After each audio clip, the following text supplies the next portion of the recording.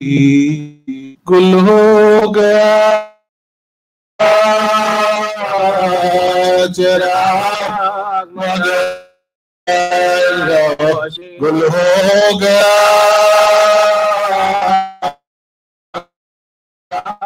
मगर खैमी फुरा से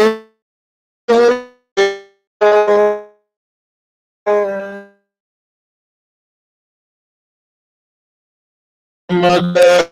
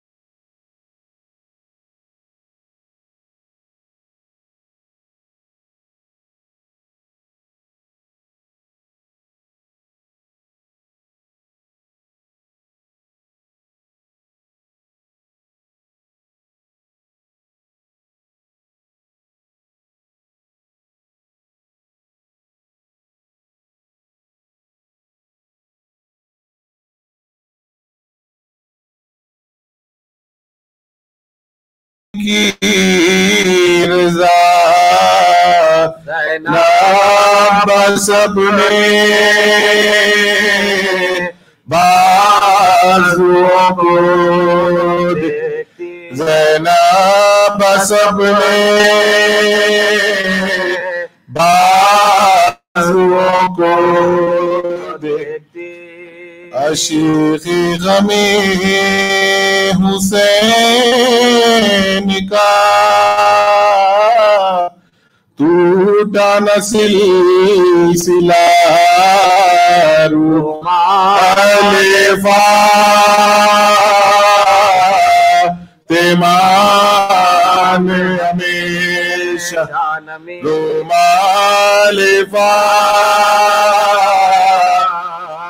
फ़ातिमान में हमेशा नमी बलवे में बे रिदा सरे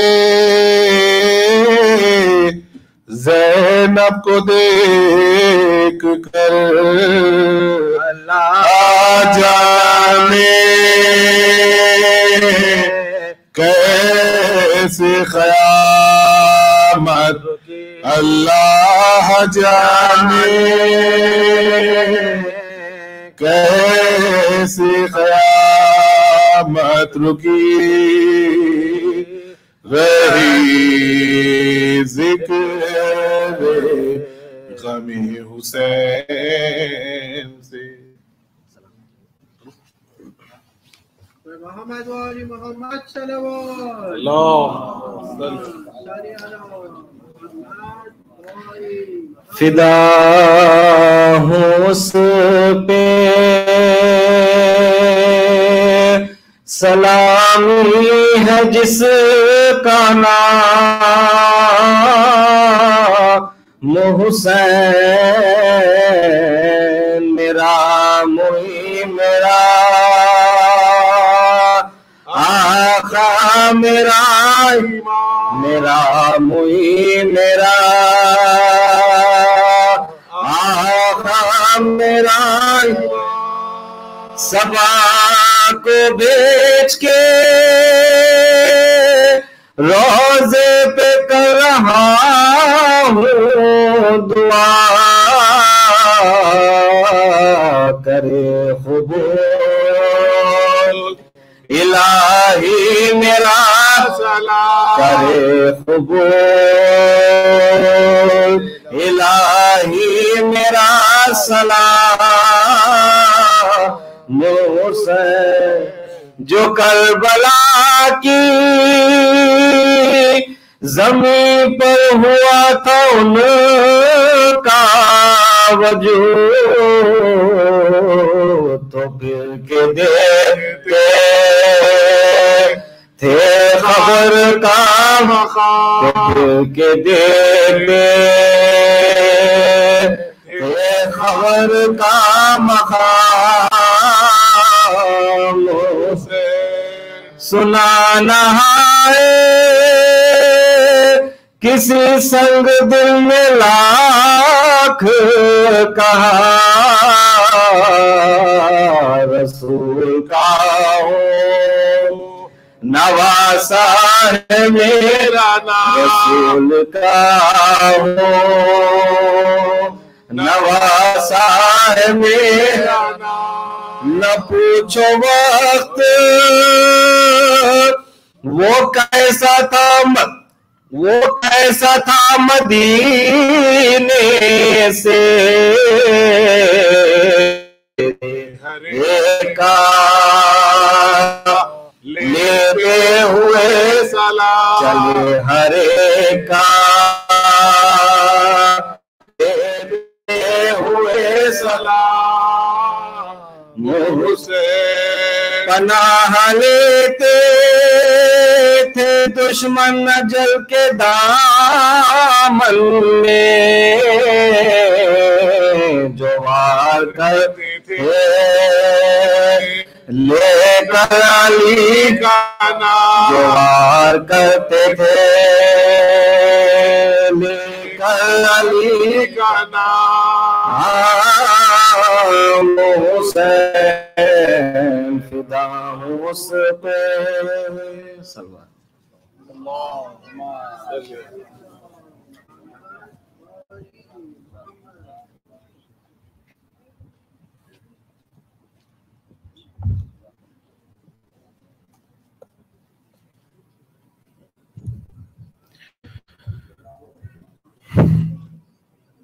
Jazakallah Taimur bhai. First of all, I would like you all to please limit the kids here, and I would like to request the ladies as well, because the volunteers have noticed that the kids have been running around, and we've got this partition. It's just been clipped up, and it's going to be a really big mess if we if it trips down. So if you can just limit the kids here. As khara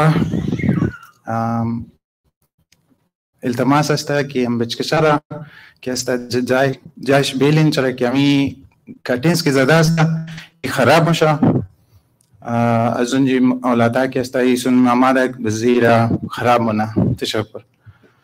I would like to now request Sayyid Qibla Sayyid Sarmadi Rizvi to come up on Sayyid and deliver the speech in English. Please recite salawat.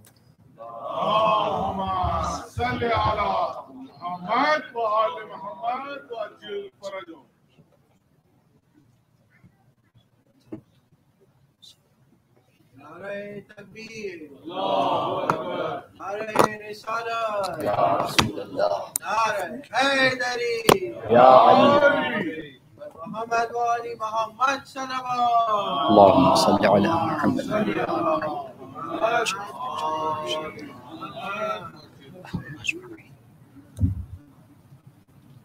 رحم الله من قرأ الفاتحة. اللهم صل على محمد وآل محمد. اللهم صل على محمد الرحمن الرحيم مالك يوم الدين.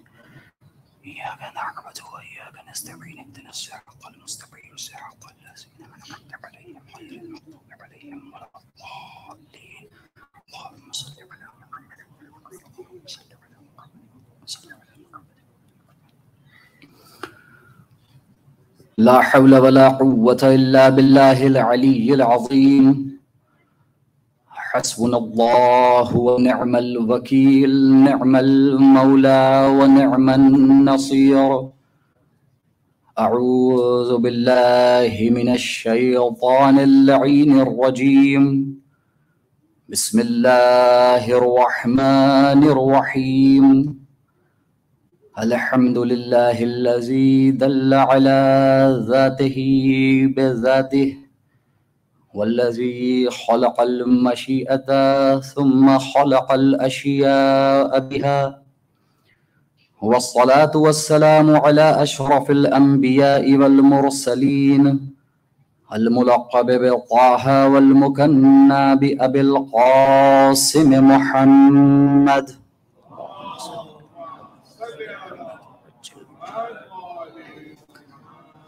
وأهل بيته الطيبين الطاهرين المعصومين المنتجبين المنتخبين المظلومين الذين أذهب الله عنهم الرجس وطهرهم تطهيرا.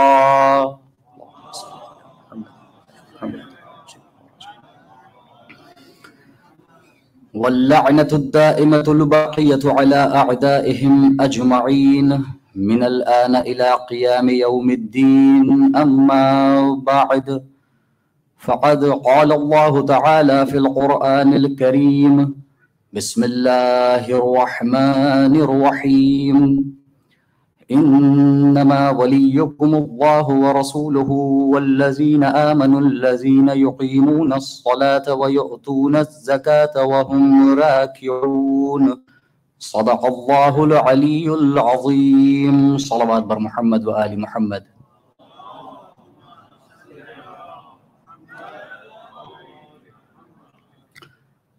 Respected elders, dear brothers and sisters, Assalamu alaikum wa rahmatullahi wa barakatuh.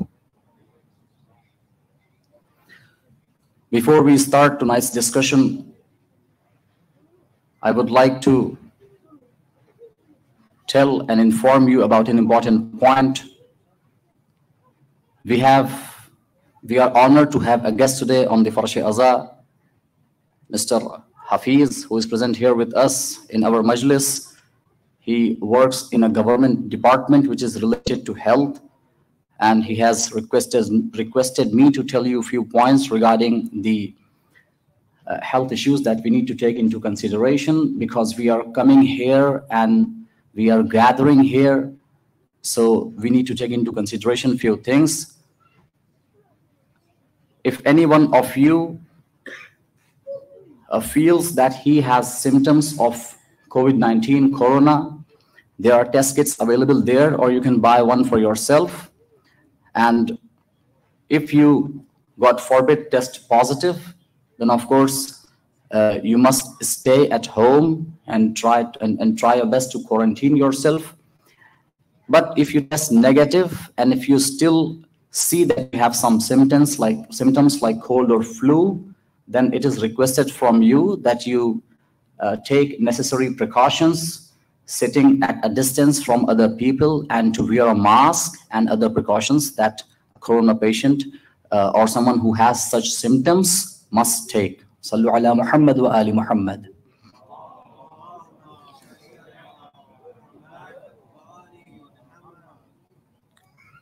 One more salawat on Muhammad and ali Muhammad.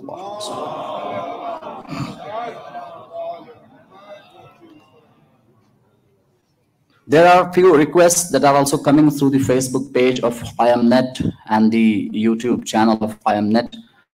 One request was forwarded to me as, I consider this as an order for myself, considering myself as a khadim for all of you.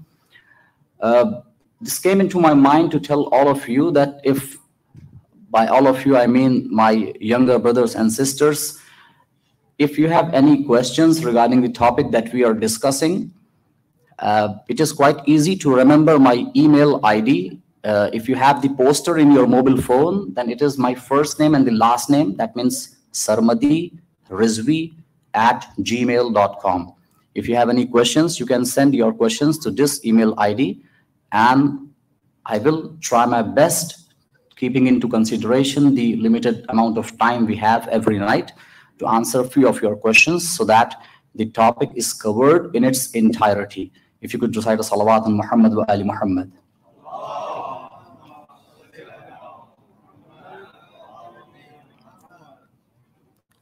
Last night we were discussing about the relation of the wilayah of Ahlul Bayt alayhimus salam and the wilayah of Allah. And we ended our discussion at this point that the wilayah of Ahlul Bayt alayhimus salam is neither in a horizontal relationship with the wilayah of Allah, nor in a vertical relationship with the wilayah of Allah. And we already have explained 2 or 3 times what horizontal and the vertical relationships mean. And we said that the wilayah of Ahlul Bayt alayhimus salam in relation to the wilayah of Allah, which is a wilayah that has no boundaries. Therefore, the wilayah of Ahlul Bayt alayhimus salam is al-wilayatul mawhariyah. That means their wilayah is actually the manifestation of Allah's wilayah in this world or in the realm of existence. And we also gave you the levels. We also explained in front of you the different levels of wilayah, where at the top level is Allah himself. Then we have Prophet Muhammad and his Ahlul Bayt alayhi salam. And then we have other prophets and awliya of Allah like Hazrat Abbas alayhi salam and Janab Zainab salamullahi alayha. And then at the 4th level, we have the scholars who have purified their souls so much that they have reached at a level where they, if they want, Allah completes their intentions. Allah manifests their intentions so that what they want comes forth into existence or something happens. For example, giving shifa to someone who is sick, curing someone who is sick. There is one point that I would like to discuss here before moving to the next point, keeping into consideration the request that I received today. We said that Janab Zainab salamullahi alayha also has this wilayah. Its own limitations, of course. Like we discussed that every existence has its own limitations, and based on those limitations, it receives the wilayah. And we mentioned the example of that time when Janab Zainab salamullahi alayha is standing in the bazaar of Sham, in the bazaar of Syria, and people were not letting her speak. And there she said, Uskutu, silent.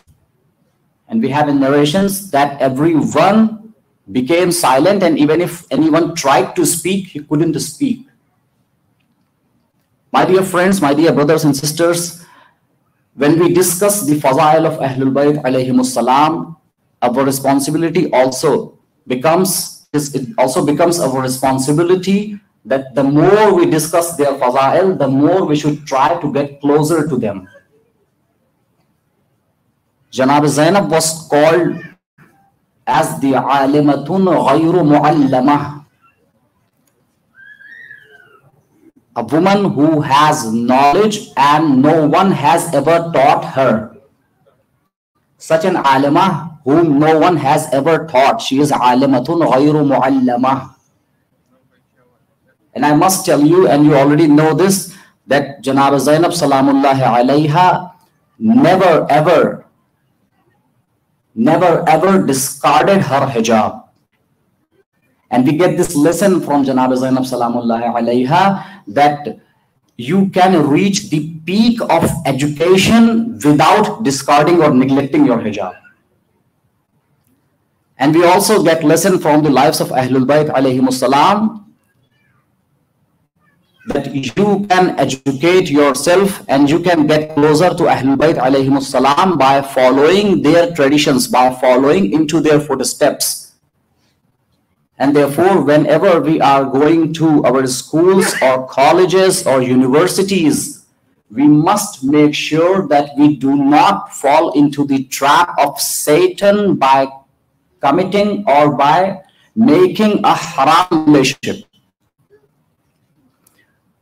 Just as our sisters have the duties to observe hijab in places where there are na-mahram.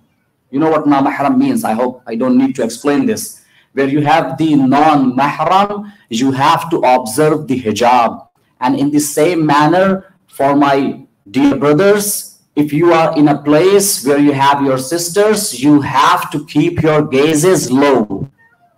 Quran says, keep your gazes low. Do not stare at them and do not try to make any haram relationship with them. Why I am saying this is because I consider this as my responsibility to convey this message to you, that the more we claim to be a lover of Ahlul Bayt alayhimus salam, the more we should reflect their attributes and characteristics. This is an era where we have, you know, WhatsApp and messengers and this and that, and every now and then we are falling into the trap of the Satan, who invites us towards these actions by beautifying these actions, so that we do not understand and we do not realize how poisonous these actions are inside. Their batin is so poisonous we do not realize, because apparently they look very sweet to us. And we feel like we are really innocent doing these things because we are becoming friends of someone. We are, you know, providing an emotional support to someone. We are providing a support to someone and they want to spend some time. They are also human beings, so we should help them. No, no, these are all traps of Satan. Any relationship between a boy and a girl without any marriage bond is haram. If you are in a school or college, I am taking a little bit of this time so that I convey this message to my dear brothers and sisters, because from this Farsh Azah, like I said yesterday, last night, from this Farsh Azah, in a single sitting, there are multiple subjects discussed and there are multiple messages conveyed. Therefore, try your best in these 10 nights, make yourself a true Hussaini. And a true Hussaini is someone who never falls into the trap of Satan and who never goes near to haram. One last line: if you are studying in school or college or in university, this question comes: how much can we talk to the girls studying with us, to the women studying with us? Only that much which is required. For example, you need the notes of a subject. I was not present in the university yesterday. I was not present in the school or college. Can you please share your notes with me? And this too, when you do not have any friends in the boys, the first option should not be to go to the girls and ask them for their copies or anything which is necessary for you, without which you will face problems. But hello, how are you? And making relationships with them and then asking for their numbers and then going out with them to restaurants or different places, you know, much better than what I know. Do not fall into the trap of Satan. Always know that the Imam of your time is watching over you. Sallu ala Muhammad wa ali Muhammad.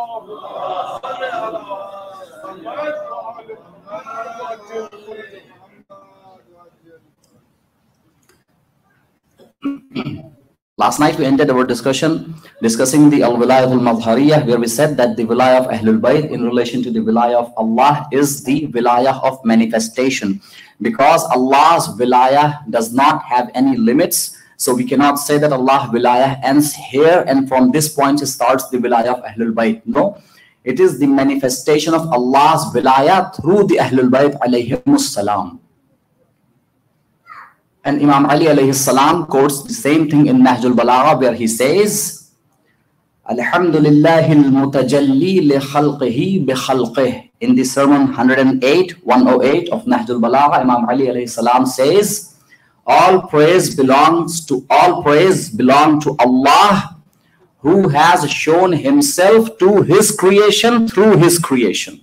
Or in other words, not shown himself because we cannot see Allah, who has manifested himself for his creation through his creation.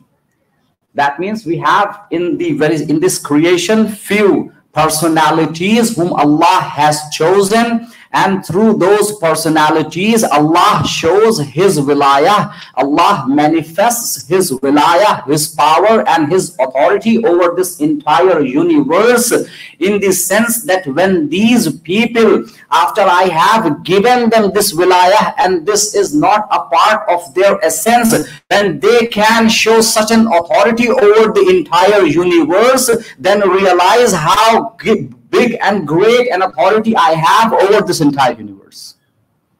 Ahlul Bayt alayhimus salam are the medium through which we understand what Allah is, and through them we have the cognizance of Allah, and through them we worship Allah subhanahu wa ta'ala. The next point that we would like to discuss here is reality of wilayat taqwiniyah, because if you go and read books about the wilayah of Ahlul Bayt, and especially this wilayah al-Taqweeniyah, you will find different definitions.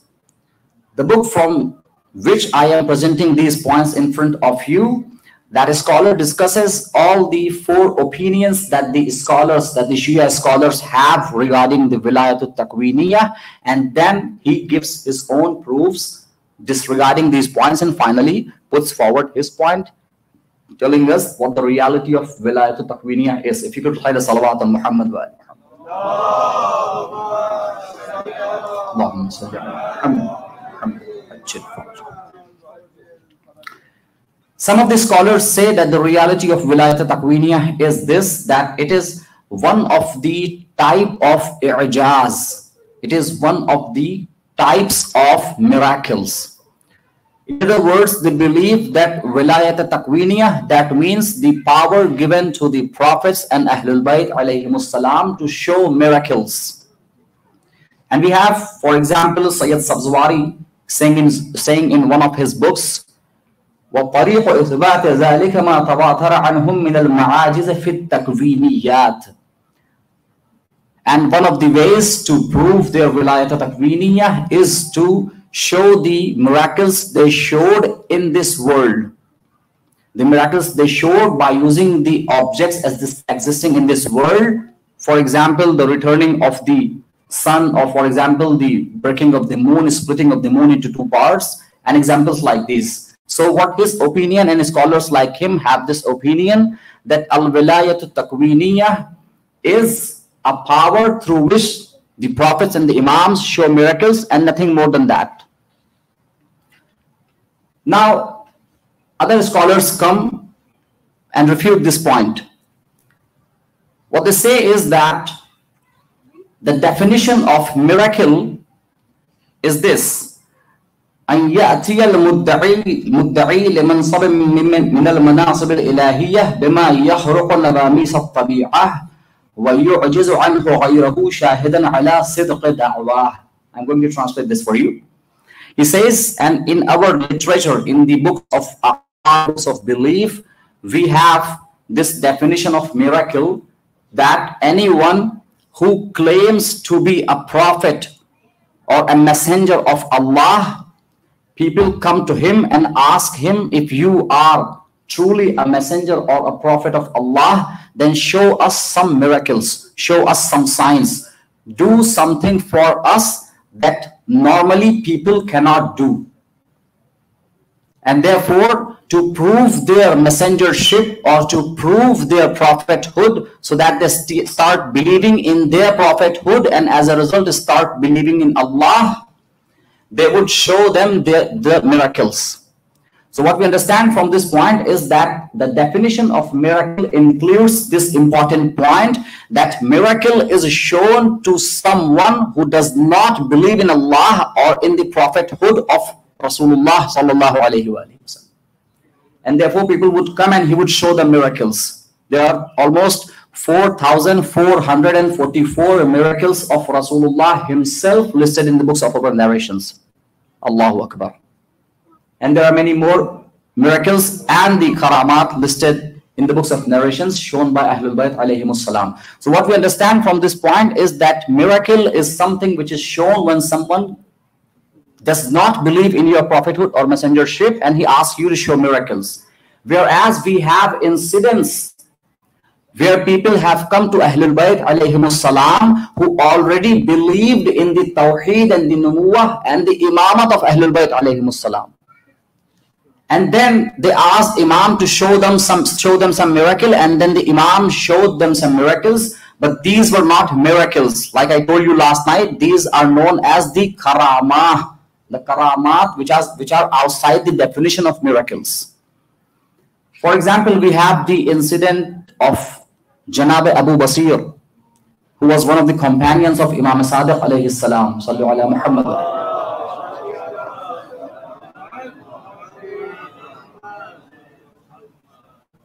Abu Basir, as we all know, and you must have heard his name because of the coming to this Farsh Azab, that he is one of the most famous companions of Imam Ja'far Sadiq alayhi salam, and he was blind. So once he comes to Imam Sadiq alayhi salam and says, I know that you are the waris, you are the heir of the Prophet, and the Prophet had whatever the past prophets had. He had all those miracles, he had all the knowledge that from Hazrat Adam to Hazrat Isa alayhi salam, everyone had. He had all the knowledge, he had the knowledge of the Quran, and he had all the miracles that the past prophets had. And I know that you are his heir, so I would like to see some miracles from your end. I'm using the word miracle, but know that this is outside the boundary of the definition of miracle.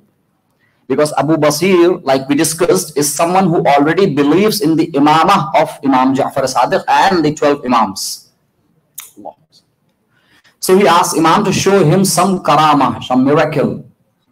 And the Imam then asks him to come forward. And when Abu Basir comes forward, Imam Sadiq alayhi salam rubs his palm on his face, and Abu Basir says that I was blind and I started seeing things. I saw the sun, I saw the moon, I saw whatever was inside the house, and I saw on the streets people walking, and I was able to even see whatever was inside the earth and whatever was in the skies.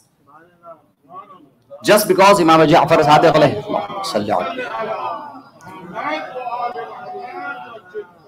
Well, we are sitting here in a gathering, and we are showing here that we are sitting here as lover of Imam Hussain alayhi salam. So we are just like one unit. So the salawat should also be like coming from all of you people with the loudest of your voices. Allahumma salli ala Muhammadin wa ali Muhammad wa ajjil farajahum.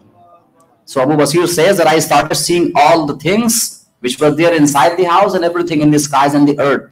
And then Imam Ja'far as-Sadiq alayhi salam says, would you like to remain in this condition and be answerable on the day of judgment because of whatever you keep seeing through your eyes? Or would you like to go back to the previous conditions so that you do not have to answer anything on the day of judgment, what you did with your eyes? And Abu Basir says, Ya Imam, I would like to go back to my previous conditions so that I am not answerable in the day of judgment. And the narration says that once again, Imam Ja'far as-Sadiq rubbed his palm on Abu Basir's face, and he once again became blind.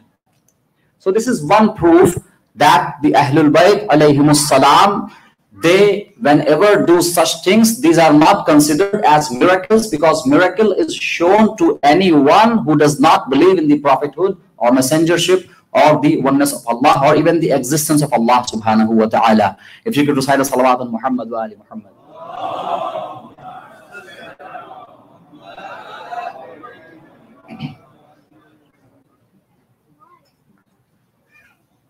We have one more example from Quran itself,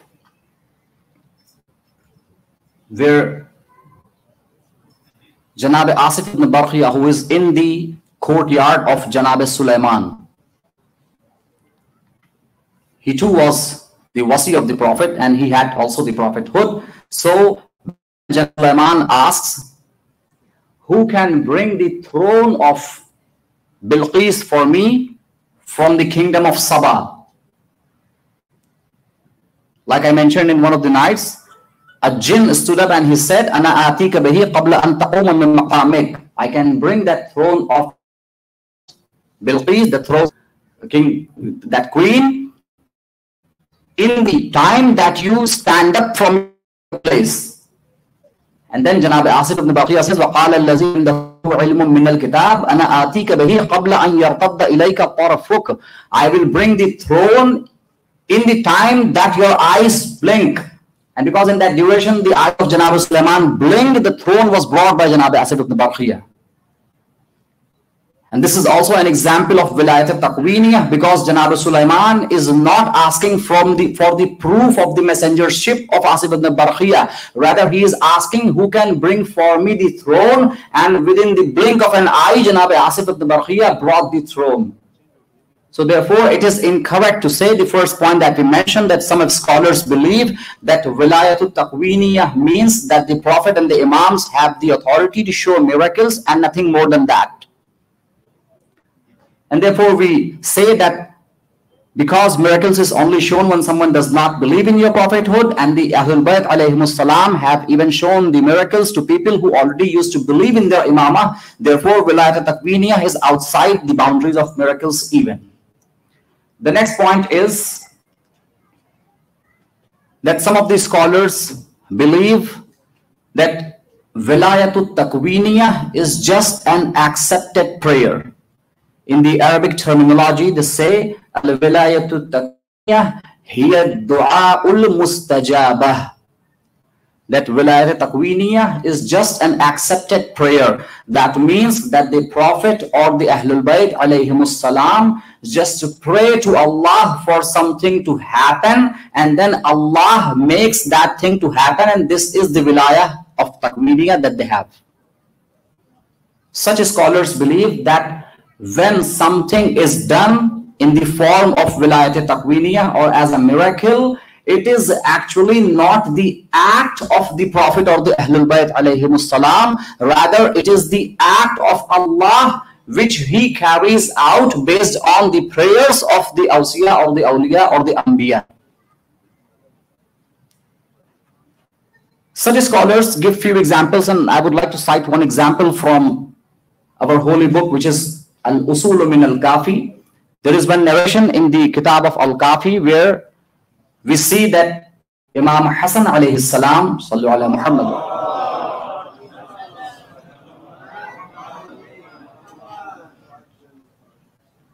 he was sitting with his companions in a place, and there was a date tree. You know that date that we eat in the month of Ramadan, you call it date, right? There was a date tree, but because of the season, there were no dates in that tree. People sitting there said, we wish if there were dates in this tree and we would have eaten from those dates. So Imam Hassan alayhi salam says, would you like to eat dates from this tree? And they said, yes. And so Imam Hassan alayhi salam sat down there and raised his hand towards the sky and said something that the companions of Imam Hassan said that we could not understand what Imam Hassan alayhi salam said. But the moment his prayers ended, we saw that the tree started becoming green and the fruits started sprouting from its leaves. And we then found that there were many dates, and we ate until our stomachs were full and the dates did not end. I mean, there were still dates left in the tree and we ate from this day. So using such narrations, some of our scholars say that Al-Wilayatu Taqweeniyah is only a du'a'ul mustajab. That means it is only a prayer done by a Prophet or Ahlul Bayt alayhimus salam, which is accepted by Allah, and therefore the doer of the action, this is an important point which we will also cover in the next sections inshallah. The real doer of the action is not the Prophet or the Ahlul Bayt alayhimus salam, rather the real doer of the fa'il, someone who carries out the action, is Allah subhanahu wa ta'ala, and it is only their prayer. If what I have explained in front of you is quite clear, especially the youth, please recite a loud salawat.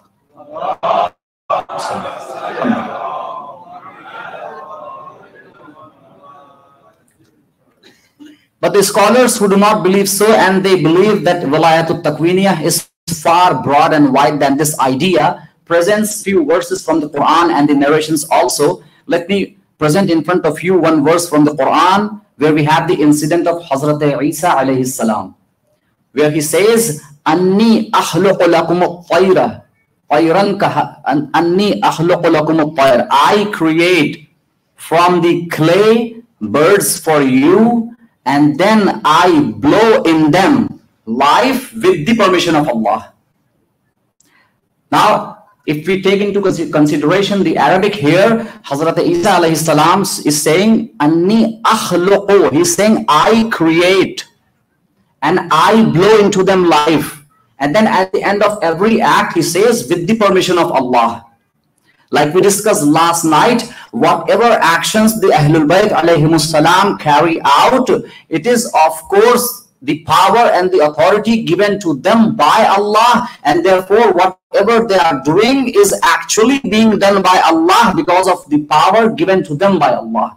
But we cannot say that they are not the doers. They are the direct doers of the action, but because the power has been given to them by Allah, Allah is also indirectly involved in their actions. Like I mentioned in the Urdu Majlis last night, to stay safe from polytheism and to keep ourselves away from shirk, we only have to believe in this reality that whatever authority and the power and the wilayah the Ahlul Bayt alayhimus salam has, it has been given to them by Allah subhanahu wa ta'ala, and they are, even for a blink of an eye, not independent of Allah. This is the real Tawheed that we have to believe in. And once you believe in this Tawheed, and once you believe that not a single tiny particle existing in this world is independent of Allah, you keep yourself safe and away from shirk. And therefore, the verse that I quoted says that Hazrat Isa alayhi salam is referring to all the acts towards himself. He is not saying Yakhluqullahu tayran. He is not saying Allah has created this bird. He is saying I create this bird from the clay. I blow into it the soul and it becomes alive by the permission of Allah. And I give shifa to those who are epileptic, and I bring the dead ones to life by the permission of Allah. When we say by the permission of Allah, it is the same thing that I mentioned in front of you, that all the authority that I have and whatever authority and miracles I am showing to you, it is because of the power and the qudrah given to me by Allah. And therefore, these scholars say that it is not that only the dua of the Ahlul Bayt or the Prophet alayhi salam is accepted and Allah carries out the act. One more narration in front of you, and then we will move towards the Messiah, where a person comes to Imam Ja'far Sadiq alayhi salam. Allahumma salli ala Muhammad. And he says, Ma hiya alamatul imam. What is the sign of an imam? How do I know that if someone is an imam, he is an imam? An imam says, he says, what is the alamat of an imam? And the imam says, if you could recite a salawat, Allahumma salli ala Muhammad. Ma hiya alamatul imam. What is the sign of imam? Imam says, law ashara ila tilkal jabal ansir la yasir. The sign of an imam is this, that if he point out towards this mountain and says move, it will start moving. And then the Ravi, the narrator, says, Nawartu wallahi ilal jabal laqad kana yasir. And by Allah, I looked towards the mountain and it had started moving. Even though the Imam had only given the example, but because they are, this whole creation is the servant of Ahlul Bayt alayhimus salam, they are always ready to accept their commands and carry out their orders. Even when Imam is saying something as an example, they are ready to accept their command. Sallu ala Muhammad wa ali Muhammad.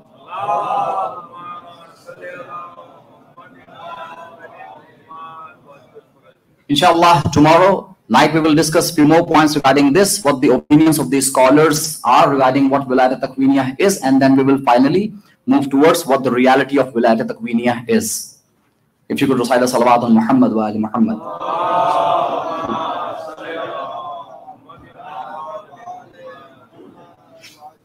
Yes, my dear brothers and sisters and my elders, tonight is the night when we discuss how Imam Hussain alayhi salam, when the enemies compelled him to remove his tents from near the Furat, the Imam was never helpless. He was just showing how oppressed he is. And he asked Hazrat Abbas alayhi salam, "Oh my brother Abbas, I know it is quite difficult for you to remove the tents from near the Furat, but I also know that you have always obeyed my commands and orders. And therefore I ask you to remove these tents from the site of the Furat. Just imagine how difficult it is for Hazrat Abbas alayhi salam to remove the tents from alongside the Furat, because he installed the tents there so that the small kids and the ladies get enough water to drink. But now, because his Imam has commanded, Abbas moved the tents from alongside the Furat.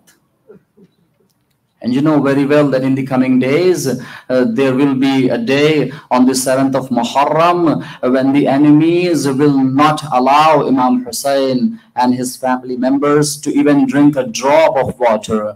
These will be the 3 nights when Hussein does not have a single drop of water to drink, and he keeps hearing from the tents coming these sounds, al-atash, al-atash, oh, the thirst has killed us, the thirst has killed us. But Imam is mazloom, he cannot fulfill the thirst, he cannot quench the thirst of his kids and his family members. Yes, my dear brothers and sisters, tonight is the night when we narrate the incident of Janab Hur alayhi salam. You know very well, Hur was someone. Let me narrate these incidents to you so that my kids memorize these incidents. When Janab Hur alayhi salam stopped Imam from entering Kufa, when he stopped Imam Hussein alayhi salam, he put his hand on the rein of the horse. And Imam said, what do you want to do, Hur? Hur says, yeah, Imam, I will not let you move from here. And wherever you go, you can go, but I will not let you enter Kufa. But you know how merciful Imam Hussein alayhi salam was? We have in narrations that when this Lashkar of Hur met Imam Hussein alayhi salam, Imam Hussein alayhi salam had already asked his companion to fulfill all the vessels of water. He says, whatever zuruf you have, whatever vessels, the mashkiza, water skin that you have, fill them with water, because Imam from his ilm ghaib knows that the army of Hur is going to meet them. And we have in narrations that not even the people from the army of Hur, but even the animals had their tongues hanging from their mouth because of the thirst. And Imam is so kareem that he fed and quenched the thirst of all the people and the animals of the army of Hur. But we have in narration one thing which actually makes all of us cry very much. There was a person in the army of Hur who was not even able to stand, and he was not even able to open his eyes because of the thirst. He was not even able to hold the glass of water or the water skin to make it reach to his mouth. And he says that I was almost dizzy, and I felt someone took hold of my hand, and I felt that someone is making me drink water. And when I opened my eyes, I saw that it was Imam Hussein alayhi salam himself giving me water. But do you know, the same person and many people from the army of Hur, they did not come like Hur to the camp of Imam Hussein. Imam Hussein quenched your thirst, and then you are killing the son of Fatima in the plains of Karbala. Yes, my dear friends, my dear brothers and sisters, it was the night of Ashur, which is known as Shab Ashur. Hur is inside his tent. He is not satisfied, and he is so embarrassed because he is now feeling the guilt, because he knows he is the one who made Imam Hussein come to Karbala. He stopped his way, and he is now really guilty. Hur goes to Ibn Ziyad and asks, is there any possibility that we do not have war tomorrow? And Ibn Ziyad says there is no possibility to stop the war tomorrow. The least that will be done is that people's hands and feet will be cut. This is the least that we will do. And then Hur understands there is no possibility to stop the war. And then now Hur comes inside his tent, and he calls his son and his slave.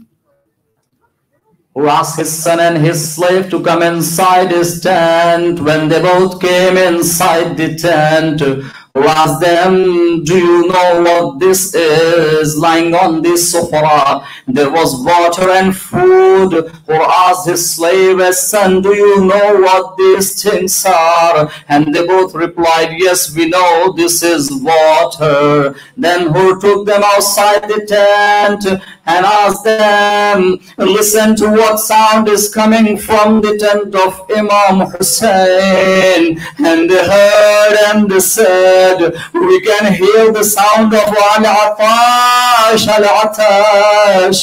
Oh, the thirst is killing the children of Hussein. Who says, how can I tolerate this, that I have water in my tent and the children of Hussein are thirsty? How can I tolerate this? Then Hur, you know what he did? He asked his son to bring a horse for him. He sat on a horse. He asked his son and the slave to walk in front of him. And Hur decided to go to the tent of Imam Hussein alayhi salam. Hur believes in his heart that if there is anyone to worship, to forgive him right now, it is only Abu Abdullah, who starts walking towards Imam Hussein alayhi salam. Then he stops in the way. His son asks, oh father, why did you stop? Who said, I am responsible for bringing Hussein here. I did injustice to him. I will go like a criminal to the Imam Hussein.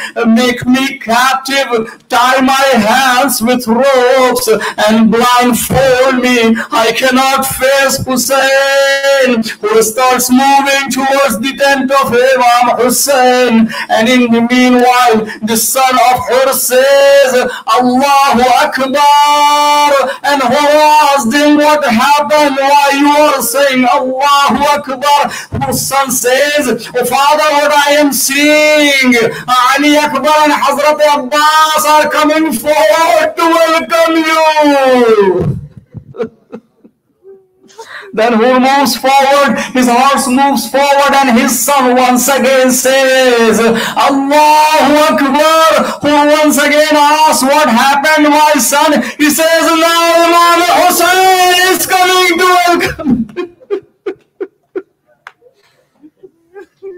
Allahu Akbar. Imam Hussein himself is coming to welcome you, O father. Then Hur reaches the tent of Imam Hussein. He comes down from the horse and makes himself fall on the feet of Imam Hussein. Oh my Imam, is there any forgiveness for me? Imam Hussein doesn't say, yes, I forgive you. He took hold of Hur in his arms and says, oh Hur, you are Hur in this dunya and the hereafter. Oh Hur, you are free in this world and the hereafter. And then Imam Hussein says one thing, once you listen to this you will cry. I'm not going to recite the complete maqtal. My dear friends, my dear brothers and sisters, Imam Hussein says, oh children, come out of your tent and say salam to your uncle.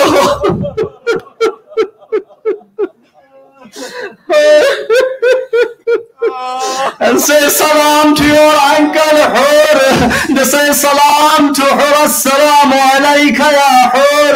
Who is really guilty? But then Imam Hussein said something which made Hur really guilty. Imam says, oh Hur, you have come in a time where we do not have anything to serve you. You are our guest. I wish if we had anything to serve you. ألا لعنة الله على القوم الظالمين فسيعلم الذين ظلموا أي منقلب ينقلبون إنا لله وإنا إليه راجعون. Allah, please accept our majlis and our prayers. O Allah, we ask you in the name of Muhammad and Ali Muhammad, all the people who have asked me for prayers, O Allah, you know their wishes, their problems. Please do solve their problems in the name of Muhammad and Ali Muhammad. O Allah, we ask you to hasten the reappearance of the Imam of our time and to declare us among his helpers and to become his true lovers and Shia. Matam Hussein.